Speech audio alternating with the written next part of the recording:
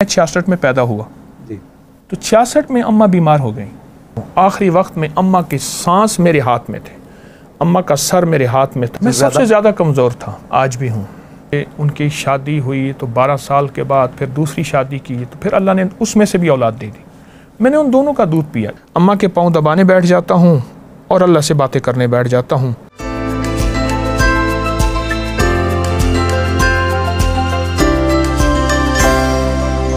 अगर आपको ऐसे कहूँ कि आप पीछे मुड़ के देखें तो आपको अम्मा की कुर्बानियों की सीरीज़ कैसे नज़र आती है, आपकी पैदाइश से लेके अगर मैं आगे तक कहूँ कि कुर्बानी मैं 66 में पैदा हुआ जी।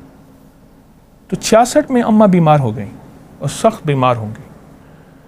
तो अम्मा बीमार हो गई, फिर उसके बाद मेरे शऊर में मैंने वालदा को बीमार ही देखा और बीमारी के बाद बावजूद, अब आप खुद सोचें उनकी कैफियत, पता नहीं आप पहले आदमी हैं इस दुनिया को छेड़ बैठे, तो आपने मुझे 58 साल पीछे भेज दिया।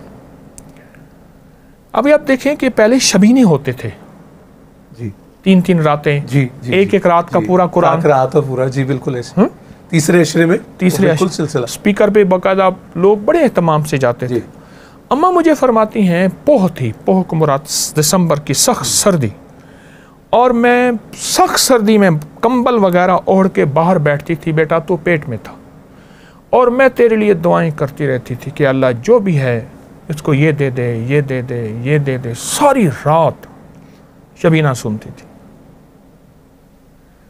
मेरा एक गुमान है और ख्याल भी है और अकाबिर का, औलिया का, सालेहीन का, बड़ों का तजर्बा है, दुआएं ट्रैवल करती हैं, दुआएं पीछा करती हैं और बद्दुआएं भी पीछा करती हैं।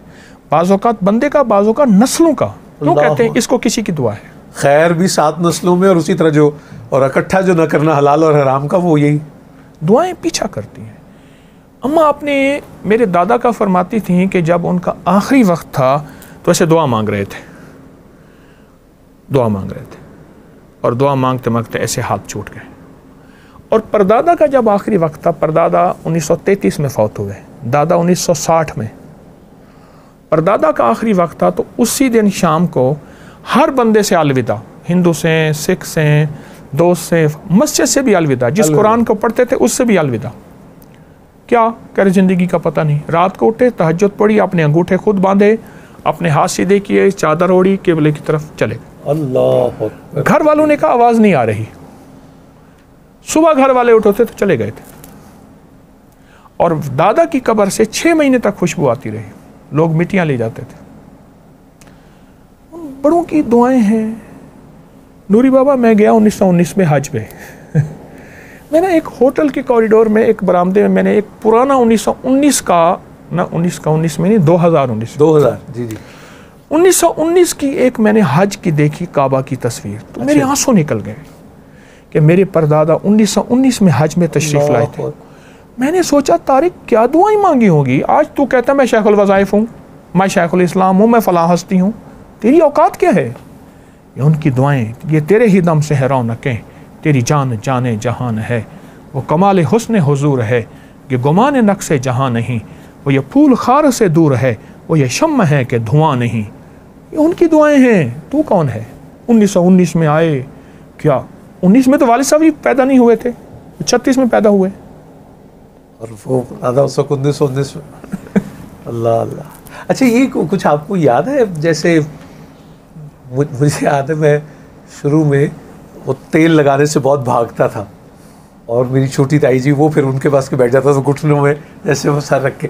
क्या मामूलात आपको, या सुरमा जैसे आप अक्सर उसकी वफादियत बताते, इसका कहाँ से आगाज़ ज़रा बताइए। अभी भी हमारे घर में तेल, सुरमा, नाफ भरना, नाक भरना, सोते हुए मंजन मिसवाक करना, इसकी आवाज़ें लगती हैं सोते हुए। ठीक। और तेल, अम्मा फरमाती थी घत सिरच तेल दी तल्ली थे क्यों जवानी गली। जिसके सर में तेल की तल्ली होगी उसकी जवानी कभी नहीं जाएगी। वक्त से पहले बुढ़ापा, कमजोरियां, दिमाग, याददाश्त, नज़र नहीं। तेल हमारी ज़िंदगी है। पहले दौर के बाबे चंद चीज़ों को तेल मलते नहीं थे, पिलाते थे।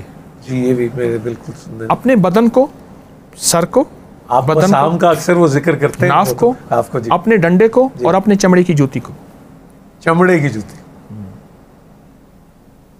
डंडे को भी। हाँ हाँ बिल्कुल ठीक, बिल्कुल ठीक। तेल पिलाते थे। मैंने यहाँ तक देखा बचपन में, कहीं तेल की किसी की बोतल गिरी या सड़क पे तेल गिरा हुआ था तो उसको जूती में मलना, डंडे में मलना शुरू कर दिया। मैंने यहाँ तक देखा।